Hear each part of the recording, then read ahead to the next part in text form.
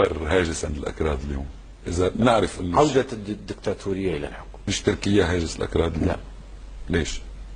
يعني إذا أنتم اليوم ضمت كركوك إليكم، يعني الأتراك غير راضين تماما، وتصريحات دائما يعني ما تصب في خانة أنه لن نسمح للأكراد بأن يضموا كركوك.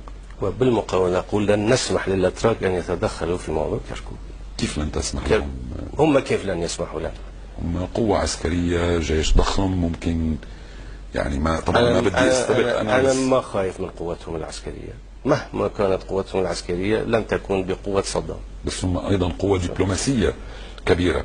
لا خايف من قوتهم العسكرية ولا من قوتهم الدبلوماسية، لأنه يتدخل في شأن لا يعنيهم، في شأن داخلي لدولة أخرى. تاريخيا جغرافيا كل الحقائق تثبت وتؤكد أن كركوك جزء من كردستان. لا يحق لتركيا أن تتدخل في موضوع كركوك. إذا سمحت لنفسها أن تتدخل في موضوع كركوك سوف نتدخل في موضوع ديار بكر وغيرها من المدن الأخرى في تركيا. هذا تهديد أو هذا جواب على إذا تدخلت تركيا. طيب بأي حق كيف تسمح تركيا لنفسها بالتدخل في موضوع كركوك؟ بسبب وجود التركمان في 30 مليون كردي في تركيا أيضا.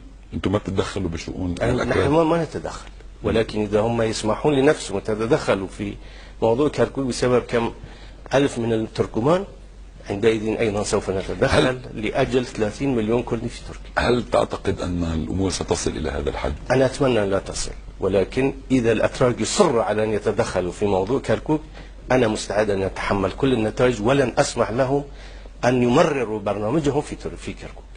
طيب أبو مسرور، هذه الثقة اللي عندك دائما ما أراها فيك بتستمدها من حلفك مع الأمريكيين، مع والله أنا استمدها من إيماني بالله وبعدالة القضية وبدعم كل الشعب العراقي لموقف هذا، لأنه هو تدخل في شأن العراق. طيب بس دائما أنتم كنتوا ضحية اتفاقات دولية جانبية، دائما يطلعوا الأكراد ضحيتها. ماذا عن حلف تركي أمريكي يتخلى عن الأكراد ويسمح لتركيا بزعزعة استقرار أحلام؟ القضية الكردية خرجت من ذاك الطور، يعني خرجت من أنه يجري التآمر عليه.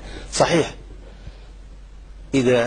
الحقيقة إذا كتب لنا أن لا نستقر ولا نعيش بحرية، والله العظيم لن نسمح للآخرين أن يعيشوا بأمان واستقرار. لا نتمنى أن تصل الأمور إلى هنا، نحن أيضا لا نتمنى، ولكن طبعا أنا ضد هذا الشيء، ولكن نحن المستعدين أن ندافع عن حريتنا وعن قضيتنا إلى آخر الحدود. بس أنتم محاطين بثلاث قوميات: العرب، الفرس، الأتراك. اليوم في حال انسحاب أمريكي، في حال كيف يمكن لكم أن تستمروا وأنتم محاطين بهذه الثلاث قوميات؟ سوف نختار الموت ولن نختار الركوع لأحد، وهذا قرار مهما كلف الأمر. لا يمكن